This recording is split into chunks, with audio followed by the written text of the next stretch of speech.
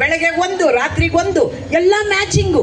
ಗಂಡ ಮ್ಯಾಚ್ ಆಗಲ್ಲ, ಚಪ್ಪಲಿ ಮ್ಯಾಚ್ ಮಾಡ್ಕೊಂಡ್ಬಿಡ್ತಾರೆ ಇವರು. ಏನೋ ಒಂದು ಮ್ಯಾಚ್ ಆಗ್ಬೇಕು. ಬೇಂದ್ರೆ ಅಜ್ಜನ ಚಪ್ಪಲಿ ಕಿತ್ತೋಯ್ತು. ರಸ್ತೆ ಬದಿಯಲ್ಲಿ ಒಬ್ಬ ಚಪ್ಪಲಿ ಹೊಲಿಯವನು ಕೂತಿದ್ದ. ಅವನ ಹತ್ರ ಹೋದ್ರು, ತಮ್ಮ ಮೆಟ್ಟ ಕಿತ್ತು ಹೋಗದ, ಒಂದೆರಡು ಹೊಲಿಗೆ ಹಾಕೊಡಪ್ಪ ಅಂದ್ರು. ಅವನ್ ನೋಡ್ದ, ಅವನಿಗೆ ಬೇಂದ್ರೆ ಅಜ್ಜ ಗೊತ್ತು ಧಾರವಾಡದಲ್ಲಿ. ಅವನೇನು ಮಾಡ್ದ, ಒಂದು ನಿಮಿಷ ಇರ್ರಿ ಅಜ್ಜಾರ, ಅದನ್ನು ಬಿಡಬೇಡ್ರಿ ಅಂತ ಹೇಳಿ ತನ್ನ ಪಕ್ಕ ಒಂದು ಹಳೆ ಚಪ್ಪಲಿ ಇತ್ತು, ಅದನ್ನ ಅವ್ರ ಮುಂದೆ ಹಾಕದ. ಅಜ್ಜಾರ, ನೆಲ ಕಾದೈತ್ರಿ, ಸೂರ್ಯ ನೆತ್ತಿ ಮೇಲೆ ಬಂದಾನ, ನೀವು ಬರೀ ನೆಲದ ಮೇಲೆ ಕಾಲು ಇಡಬೇಡ್ರಿ, ಬೊಬ್ಬೆ ಬರ್ತಾವ, ಈ ಚಪ್ಪಲಿ ಮೇಲೆ ಕಾಲಿಡ್ರಿ, 2 ಮಿನಿಟಾಗ ಹೊಲ್ಕೊಡ್ತೀನ್ರಿ ಅಂತ. ಬೇಂದ್ರೆ ಅಜ್ಜ ಕರಿ ಕೋಟ್ ಹಾಕ್ತಿದ್ರು, ಕರಿ ಟೊಪ್ಪಿ ಹಾಕ್ತಾ ಇದ್ರು, ಬೆನ್ನಲ್ಲಿ ಯಾವಾಗ್ಲೂ ಉದ್ದವಾದ ಒಂದು ಕರಿ ಛತ್ರಿ ಹಿಡ್ಕೊಂತಿದ್ದ ವ್ಯಕ್ತಿ. ಇವನು ಹೇಳಿದಾಗ ಆತಪ್ಪ ಅಂದ್ರು. ಅವನು ಹಾಕಿದ ಚಪ್ಪಲಿ ಮೇಲೆ ಕಾಲಿಟ್ಟು ತನ್ನ ಬೆನ್ನಿಂದಿನ ಛತ್ರಿ ತೆಗೆದು ಹೀಗೆ ಬಿಡಿಸಿದ್ರು. ಯಾಕ್ರಿ ಅಜ್ಜಾರ, ಮಳೆ ಇಲ್ಲ ಏನಿಲ್ಲ, ಛತ್ರಿ ಬಿಡ್ಸಕತ್ತೀರಲ್ರಿ ಅಂದ.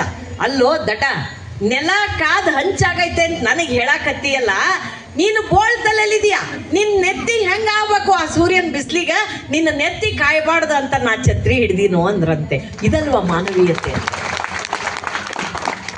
ಕನ್ನಡಕ್ಕೆ ಅದಕ್ಕೆ ನಾ ಹೇಳಿದ್ದು, ಏಕೀಕರಣ ಅದ ಸಮಯದಲ್ಲಿ ಎಷ್ಟೆಲ್ಲ ಕಷ್ಟಪಟ್ರು. ಅದಾದ ಮೇಲೆ ನಾವಿವತ್ತು ಒಂದಿನದ ಸಂಭ್ರಮ ಮಾಡಿ ನಾಳೆಯಿಂದ ಕನ್ನಡ ತಾಯಿ ಭುವನೇಶ್ವರಿನ ಪೆಟ್ಟಿಗೆಲ್ ಹಾಕಿ ಬೀಗ ಹಾಕ್ಬಿಟ್ರು, ಮುಗ್ದೋಯ್ತು ನಮ್ಮ ಕತೆ. ಇದಾಗಬಾರ್ದು. ಹಚ್ಚೇವು ಕನ್ನಡದ ದೀಪ ಅಂದ್ರೆ ಅದು ಮನೆ ಮನೆಯಲ್ಲಿ ಮನದಲ್ಲಿ ಪ್ರತಿದಿನ ಪ್ರತಿ ಕ್ಷಣ ದೀಪ ಹಚ್ಚೋ ಕೆಲಸ ಆಗ್ಬೇಕು. ಯಾರಿಗೆ ಕನ್ನಡ ಗೊತ್ತಿಲ್ಲ ಅವರಿಗೆ ಕನ್ನಡ ಕಲಿಸೋಂಥ ಪ್ರಯತ್ನ ಮಾಡೋಣ. ನೀವು ಏನೇನೋ ಉಡುಗೊರೆ ಕೊಡೋ ಬದಲು ಒಂದು ಕನ್ನಡದ ಪುಸ್ತಕ ಕೊಡಿ, ಯಾರೋ ಒಬ್ಬ ಸಾಹಿತಿಗೋ ಯಾರೋ ಒಬ್ಬ ಲೇಖಕರಿಗೋ. ಆ ಮೂಲಕ ನಾವು, ಯಾಕೆಂದ್ರೆ ಹಾರಕ್ಕಿಂತ ಆಹಾರ ಮುಖ್ಯ ರೀ ಅಲ್ವಾ. ಕೊರೋನಾ ಟೈಮಲ್ಲಿ ನಮಗೆ ಅದು ಅರಿವಿಗೆ ಬಂತು. ನಮ್ಮ ಸೋದರ ಇಲ್ಲಿದ್ದಾರೆ, ಅವರೆಲ್ಲ ತುಂಬ ಸೋಷಿಯಲ್ ಸರ್ವಿಸ್ ಮಾಡಿದ್ರು. ಅವಾಗ ಗೊತ್ತು ನನಗೆ, ನಮ್ಮ ಬದುಕು ತುಂಬ ಘೋರವಾಗಿತ್ತು. ಯಾಕೆ ಅಂದರೆ ನಮಗೆ ನಿಮ್ಮ ಚಪ್ಪಾಳೆ, ನಿಮ್ಮ ಪ್ರೀತಿ, ನಿಮ್ಮ ನಗು, ಆಗಾಗ ನಿಮ್ಮ ಫೋಟೋ ತಗೊಳ್ಳೋದು ಒಂದು ಇರಿಟೇಟ್ ಆಗುತ್ತೆ, ಏನು ಮಾಡೋಕ್ಕಾಗಲ್ಲ. ಯಾಕೆಂದರೆ ಸೆಲ್ಫಿಶ್ಗಳ ಕಾಟ ಜಾಸ್ತಿ ಆಗ್ಬಿಟ್ಟಿರುತ್ತೆ. ನಾ ಎಷ್ಟೋ ಸಲ ಅನ್ಕೋತೀನಿ, ಬೆಟ್ಟೆಗೌಡ್ರೆ ಭಾಷಣ ಫ್ರೀಯಾಗಿ ಮಾಡಬೇಕು, ಫೋಟೋಗೆ ಚಾರ್ಜ್ ಮಾಡಿಬಿಡ್ಬೇಕು ಅಂತ, ಒಳ್ಳೆ ದುಡ್ಡು ಮಾಡ್ಬೋದು ಅಂತ. ಬಸವರಾಜಿ ನಿಮ್ಮ HR ಸಾಹೇಬ್ರೆ ಐಡಿಯಾ ಕೊಟ್ಟಿದ್ದು ನನಗೆ, ನೆಕ್ಸ್ಟ್ ಟೈಮ್ ಅದೇ ಮಾಡಿದ್ವಿ ಅಂತ. HR ನೋಡಿ, ಅವ್ರು ಯಾವಾಗಲೂ ಹಂಗೆ ಎಲ್ಲ ಆಗ್ತಾ ಇರ್ತಾರೆ, ಅಲ್ಗೂ ಹೆಂಗು ಬ್ಯಾಲೆನ್ಸ್ ಮಾಡ್ಬೋದು. ನಂಗೆ ಅವರೇ ಐಡಿಯಾ ಕೊಟ್ಟಿದ್ದು, ಮೇಡಮ್ ತುಂಬಾ ಫ್ಯಾನ್ಸ್ ಇದ್ದಾರೆ, ಇನ್ಮೇಲೆ ಫೋಟೋಗೆ ಚಾರ್ಜ್ ಮಾಡಿ ಅಂತ ಹೇಳಿ. ನೆಕ್ಸ್ಟ್ ಟೈಮ್ ಅದು ಮಾಡ್ತೀನಿ ನಾನು. ಇವತ್ತು ಫ್ರೀಯಾಗಿ ಕೊಟ್ಬಿಟ್ಟಿದ್ದೀನಿ, ನೆಕ್ಸ್ಟ್ ಟೈಮ್ ಮಾಡ್ತೀನಿ. ಸೊ ಈ ಒಂದು ಇದರಲ್ಲಿ ಏನಾಗುತ್ತೆ ಅಂದ್ರೆ, ಎಲ್ಲೋ ಒಂದು ಕಡೆ ಕನ್ನಡದ ಮನಸ್ಸುಗಳನ್ನ ಕಟ್ಟಿ ಹಿಡಿಯುವಂತ ಪ್ರಯತ್ನ ಮಾಡ್ಬೇಕಲ್ವಾ. ನಮ್ಮ ಕೊರೋನಾ ಟೈಮು ಶೋಗಳೇ ಇಲ್ಲ, ನಮ್ಗೆ ಜನಗಳು ಮಾತೇ ಆಡ್ಸೋದಿಲ್ಲ. ಸೊ ನಾವು ಮನೆಗಿದ್ದ ಮೇಲೆ ಹಿಂಗೆಲ್ಲ ಇರಕ್ಕಾಗಲ್ಲ. ನೈಟಿನೇ ನಮ್ಮ ನ್ಯಾಷನಲ್ ಕಾಸ್ಟ್ಯೂಮ್ ಆಗೋಗಿತ್ತು ಅಲ್ವಾ. ನಿಮಗೂ ಅವಾಗ ರಜಾ ಇತ್ತ ಫ್ಯಾಕ್ಟ್ರಿಗೆ? ಮನೆಗಿದ್ರಿ, ಸ್ವಲ್ಪ ದಿನ ಖುಷಿ ಆಯ್ತು. ಆಮೇಲೆ ಹೆಂಗಾಯ್ತು ಗಂಡಸಿನ ಪರಿಸ್ಥಿತಿ?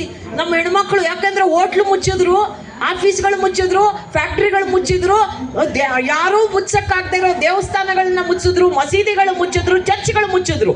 ಆದ್ರೆ 24 ಗಂಟೆ ನಡೆದಿದ್ದು ನಿಮ್ಮ ಮನೆ ಅಡಿಗೆ ಮನೆ ಮಾತ್ರ. ಅದಕ್ಕೆ ಮಾತ್ರ ಯಾವತ್ತು ಬೀಗ ಹಾಕ್ಲಿಲ್ಲ ನಮ್ಮ ಹೆಣ್ಮಕ್ಳು. ಮಾಡಿದ್ದು ಬರೀ ಮಾಡ್ಲಿಲ್ಲ, ಯೂಟ್ಯೂಬ್ ನೋಡು ಮಾಡು, ಯೂಟ್ಯೂಬ್ ನೋಡು. ಗಂಡು ಮಕ್ಕಳೆಲ್ಲ ತನಾಲಿರಾಮನ್ ಬೆಕ್ಕದಂಗ ಆಗ್ಬಿಟ್ಟಿದ್ವು ಅವಾಗ. ತಪ್ಪಿಸ್ಕೊಂಡೆಲ್ಲೂ ಹೋಗಂಗಿಲ್ಲ, ಫ್ಯಾಕ್ಟ್ರಿ ಅನ್ನಂಗಿಲ್ಲ, ಮೀಟಿಂಗ್ ಅನ್ನಂಗಿಲ್ಲ, ಸಾಹಿತ್ಯ ಗೋಷ್ಠಿ ಅನ್ನಂಗಿಲ್ಲ, ಇನ್ನೆಲ್ಲೋ ಹೋಗ್ಬರ್ತೀನಿ ಅನ್ನಂಗಿಲ್ಲ. ಬೇಕೋ ಬೇಡವೋ ಅವಳು ಮಾಡಿದ್ದು ನೀವು ನೋಡ್ಬೇಕು. IT ಪ್ರೊಫೆಷನಲ್ ಇರೋರಂತೂ ಕೆಲವರು 6 ತಿಂಗಳು ವರ್ಕ್ ಫ್ರಮ್ ಹೋಮ್ ಮಾಡಿ ಬರ್ಮಿಡೋ ಚಡ್ಡಿ ಬಿಟ್ಟು ಯಾವ ಅಂಗಿನೂ ಆಗಲ್ಲ ಅವ್ರಿಗೆ. ಆಮೇಲೆ ಕೂತ್ ಹಿಂಗಾಗ್ಬಿಟ್ಟ ಅವನು, ಏನ್ ಮಾಡ್ತಾನೆ ಪಾಪ ಅವನು. ಮಕ್ಕಳು ಮನೇಲಿ ಅಮ್ಮ ಆಲ್ಬಮ್ ತೋರಿಸ್ತಾ ಇದ್ದಾಳೆ, ಸಣ್ಣ ಮಗು ಕೇಳ್ತಾ ಇದೆ, ಮಮ್ಮ ಇದು ಯಾರ್ದು? ಅಯ್ಯೋ ಪುಟ್ಟ, ನಮ್ಮ ಮದುವೆ ಆಲ್ಬಮ್ಮು. ನಿನ್ ಪಕ್ಕ ಇರೋದು ಯಾರು ಅಂದ್ಲು ಮಗು, 5 ವರ್ಷದ ಮಗು. ಅಯ್ಯೋ ನಿಮ್ಮಪ್ಪ ಅಂದ್ಲು. ಮತ್ತೆ ಮನೇಲೊಬ್ರು ಖಾಲಿ ತಲೆ ಓಡಾಡ್ತಾರಲ್ಲ, ಅವ್ರು ಯಾರು? ನಿಮ್ ಪಪ್ಪ ಅಂದ್ಲು. ನನ್ಗೆ 2 ಅಪ್ಪ ಅಂದ್ಲು. 7 ಕಾಟಕ್ಕೆ 5 ವರ್ಷಕ್ಕೆ ಅವನಿಗೆ ಸೈಟ್ ಖಾಲಿ ಆಗ್ಬಿಟ್ಟಿದೆ. ಮಗು ಪಾಪ ಗೊತ್ತಿಲ್ಲ. ಇದೆಲ್ಲ ಪರಿಚಯ ಅಂದ್ರೆ ಫ್ಯಾಮಿಲಿ ಅನ್ನೋದು ಏನು, ಆ ಇಂಟರಾಕ್ಷನ್ ಅವಾಗ್ಲೇ ಗೊತ್ತಾಗಿತ್ತು. ನನ್ನ ಪರಿಸ್ಥಿತಿ ಹೆಂಗಿತ್ತು ಅಂದ್ರೆ, ನಮ್ಗೆ ಯಾವಾಗ್ಲೂ ನಿಮ್ಮ ಹೊಗಳಿಕೆಗಳು, ನೀವು ಕರೆದು ಒಂದಷ್ಟು ನಮ್ಗೆ ಹಣ ಕೊಡ್ತೀರಾ, ಕಾರ್ಯಕ್ರಮ ಮಾಡಿಸ್ತೀರಾ, ಮೇಡಮ್ ನಾವು ನಿಮ್ಮ ಅಭಿಮಾನಿ ಅಂತೀರಲ್ಲ, ಅದು ಆಕ್ಸಿಜನ್ ಇದ್ದಂಗೆ ನಮ್ಗೆ. ಆ ಲಾಕ್ಡೌನ್ ಅಲ್ಲಿ 2 ಎತ್ಕೊಂಡ್ರೆ ಮುಖಂಡ, 4 ಜನ ಎತ್ಕೊಂಡ್ರೆ ತೀರ್ಕಂಡ ಅನ್ನೋ ಪರಿಸ್ಥಿತಿ. ಕಾರ್ಯಕ್ರಮಗಳಿಲ್ಲ, ಸಂಡೇ ಇಲ್ಲ, ಮಂಡೇ ಇಲ್ಲ, ಉಂಡೇ ಮಕ್ಕಂಡೆ. ಹೆಂಗಿತ್ತು, ಭೀಕರವಾಗಿತ್ತದು ಪರಿಸ್ಥಿತಿ. ಪಕ್ಕದ ಮನೆ ಅಜ್ಜಿ ತಾತನ ಬೈತಿದ್ದಾಳೆ, ಮಾಸ್ಕ್ ಹಾಕೊಳ್ರಿ. ನಾನು ಎಲ್ಲೂ ಹೋಗ್ತಿಲ್ಲ ಅಂತ ತಾತ, ಅಯ್ಯೋ ನನಗೆ ನಿಮ್ಮ ಮುಖ ನೋಡಿ ನೋಡಿ ಬೇಜಾರಾಗೋಯ್ತು. ಇದು ಅವಾಗ ಇದ್ದಂತ ಪರಿಸ್ಥಿತಿ. ಆ ಇದರಲ್ಲಿ ನನಗೆ ಇದ್ದಕ್ಕಿದ್ದಂಗೆ ಒಂದು ಫೋನ್